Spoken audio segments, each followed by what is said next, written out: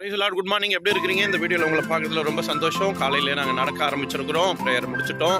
நீங்களும் வாக்கிங் போவீங்க நம்புகிறேன். வாக்கிங் நடங்க நடப்போம், நலம் பெறுவோம். டாக்டர் கடைசியாக சொல்லுவார், நீங்கள் நடக்கலைனாலும் பரவாயில்ல, ஆனால் நீங்கள் நடங்கன்னு டாக்டர் சொல்லும்போது எங்கள் ஞாபகம் உங்களுக்கு வரும். அப்போ எங்களை நீங்கள் நினச்சி பாருங்க. ஆனால் இப்போவே நடக்க ஆரம்பிச்சது நல்லது. பாருங்களேன், இன்றைக்கி என்ன சொல்கிறேன்னா, நீங்கள் யாருக்குமே பயப்படணும்னு அவசியம் இல்லை. நீங்கள் பயப்படணும், மனுஷனுக்கு பயப்படாதீங்க.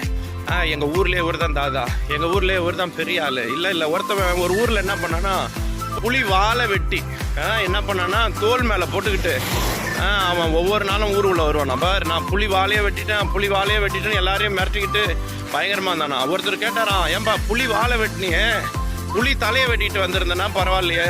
இல்லை, ஒரு 3 நாளுக்கு முன்னாடி புலி தலையை அவனை வெட்டிட்டு போயிட்டான், வால் தான் இருந்துச்சு. அப்போ நல்லா புரிஞ்சுக்கங்க, செத்து போன புலியுடைய வாழை தான் வெட்டியிருக்கிறான். புலி தலையை வெட்ட முடியாது, வேவனா வெட்டிட்டு போயிட்டான். அது போல தான் பலர் உள்ளே இருக்கலாம், உள்ளே சுற்றலாம். நீங்கள் யாருக்கும் பயப்படணும்னு அவசியம் இல்லை. இன்றைக்கி அதுதான் நடக்கும்போது ஒரு யோசனை சொல்கிறேன்.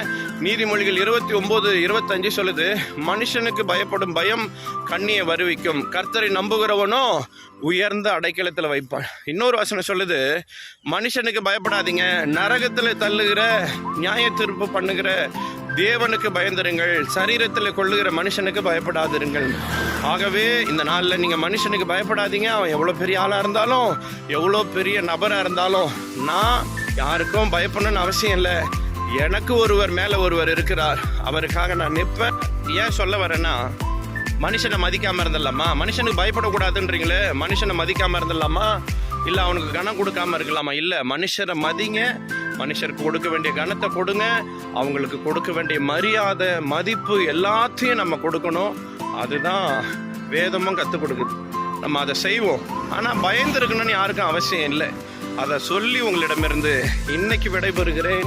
நாளைக்கு சந்திப்போம். பபாய்.